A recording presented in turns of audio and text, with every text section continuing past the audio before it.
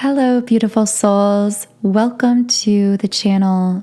If you hear some soft music playing in the background, that is my 7-chakra twin flame clearing subliminal in the sound option 963 Hz music. We are in the final stages of developing the Sound and Soulful application for iOS and Android. So if you're watching this video a few weeks after it's posted, that app is most likely already searchable and available in app stores. Otherwise, for those of you watching currently, thank you to those of you who have been members on the Sound and Soulful website, and also to those of you who are helping by testing the application as well. This subliminal is meant to help you clear out any blockages in your energy field around unconditional love or connection. And if you are on a twin flame journey, this will have the results of clearing your twin's energetic field as well, because of course the two of you are very connected, and clearly this is going to be a reading directed to a divine feminine, because we have the goddess of the moon card in the upright position. So what I get right away is divine feminine. You are stepping into your power in real-time ways in the physical world. So let's pull an emotion card for you. Change. I understand that nothing can grow or evolve without movement. Whoever I'm speaking to here, your life has changed drastically in recent months or years. I don't know if you've switched jobs or moved locations. I saw the numbers 2 and 12, so someone could have a birth month in February or December, but these also could be number synchronicities that are showing up for you. I got the name Hannah for someone as well. And I was about to go look up that number and accidentally bumped my phone playing the subliminal. So if you heard the music temporarily pause, that is why. So just give me 1 second here. You guys know when numbers come up in these readings, I do like to share messages from them. And of course, the number 212 means you should trust your instincts and believe in yourself. I feel that a divine feminine is being reminded here that you know how to move intuitively. You have always had really strong empathic abilities, really strong intuitive abilities, but these have been activated. There's been a third eye chakra activation that has really activated and engaged your psychic gifts. I see like someone engaging their core muscle in an exercise. This is like that, but the muscle, so to speak, that you're engaging is your third eye, your pineal gland, your intuitive instincts. Sometimes I feel whoever I'm picking up on, you might doubt yourself, what your intuition knows, where you're being guided, where you're being led. And that doubt becomes like this fog that can sometimes cloud you from trusting your instincts and taking action based on those instincts. But you can trust the guidance that comes from within. In fact, that might be a really powerful mantra, an affirmation for you at this time. I can trust the guidance that comes from within. Feel free to comment that under the video if you would like to really solidify and lock in the energy of that affirmation. I can trust the guidance that comes from within. This exercise in self-trust has really been ongoing for the divine feminine, but it's really hitting a peak. I'm hearing especially if it comes to a divine masculine physical counterpart in your life.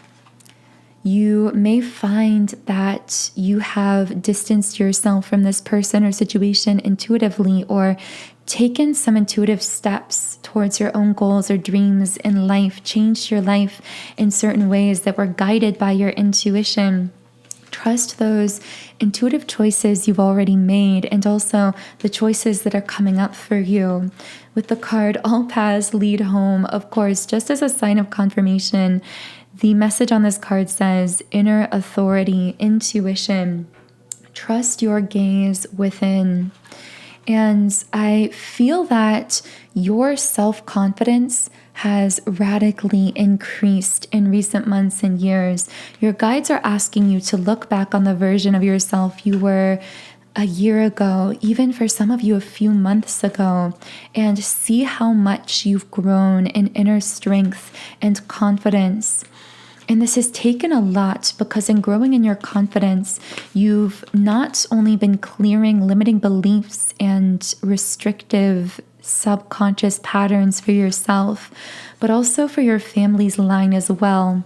This lack of self-confidence you may have used to hold in your being was actually something I sense may have come down through your family's line with the card, you and your loved ones are safe.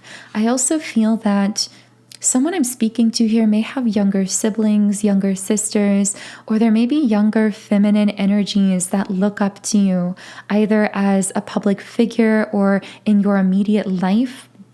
I just see these younger feminine energies potentially watching you. You could have daughters, and your guides want you to know that you choosing to grow in self-confidence, trust your intuition, and reclaim your sense of power within is an inspiration to these younger feminines in your life. And ultimately, it's going to inspire them to do the same. I see you creating a new pattern. If you're a mother or you have children or you desire to have children in the future, I see that you've broken a powerful generational curse around self-confidence in your family's line.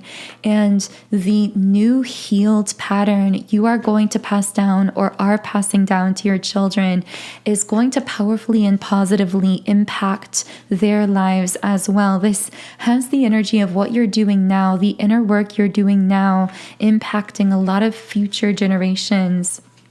Okay, so with the woman holding a coin upright, this message will probably only be for a few people, but I'm getting that for some of you. You may have actually had a mother who exhibited narcissistic tendencies or who was very controlling. If not a mother, this could have been some older feminine figure in your life or in your world in some way. Again, this won't be for everyone, but whoever I'm speaking to here, it feels like this person was someone that you never felt loved you or approved of you completely. And you spend a lot of time vying for this person's love and approval, self-sacrificing, people-pleasing, and ultimately, you had to go within yourself and do this really dark, intense, emotional transmutation work to heal that pattern from within yourself. And I just got a wave of emotional energy. I got the name Emily, or a name with E and M in it, because it feels like this was really emotional for you. I'm getting the word disease. So someone I'm talking about here could have some kind of disease, but I'm also hearing that the disease could be mental or emotional. This could be someone in your family that had some kind of mental illness, such as narcissism, that actually negatively impacted you, and you had to be the one to break the chain. You had to be the one to heal the pattern. And I'm getting so many chills right now because this has been such an obstacle, such a challenge for you. It's taken all of your strength to overcome whatever pattern, which, by the way, whatever this is, it feels like if there was this narcissistic feminine energy in your life, this is someone who actually had a major self-love blockage within themselves. They never felt at peace with themselves. They may have been someone who constantly had to be moving in motion, who couldn't really be alone with themselves because they never fully were capable of self-loving and self-reconnecting. So they projected out that lack of internal self-connection as these narcissistic traits and behaviors that actually caused you to then disconnect from yourself from a young age in order to try and please this person. And on the pattern goes. But you were the one who chose to break these chains, who chose to break this pattern. I also see that in order to find your peace in this life, you may have had to set strong boundaries with people that you really love and care about in order to protect yourself. Specifically, this could be the divine masculine in your life that we touched on briefly at the beginning of the reading, that you consider to be a twin flame potentially. This also could be this narcissistic mother figure or older feminine figure that may have been in your life for some people listening. The numbers 1 and 7 may be significant for someone. Also, the name Lee is coming out from the love word scramble. With action reversed, I feel like a lot of your inner work has involved slowing down your life because, again, it seems like this pattern had to do with staying so busy, always staying in motion, never being alone with oneself enough to fully self-connect. And this might be something that feminines that came before you did in your family's line, or this could be a societal collective pattern of overworking yourself, trying to overachieve to prove your worthiness of love. But you've really slowed down your life to heal this.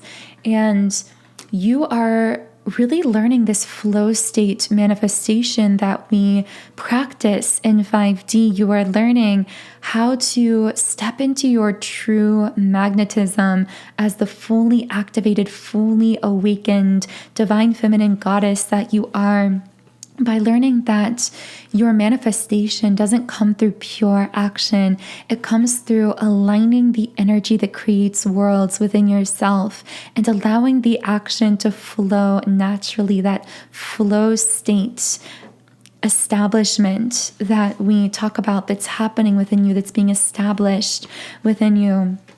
And I see that your choice to really what this is you healing that wounded feminine energy that was passed down to you.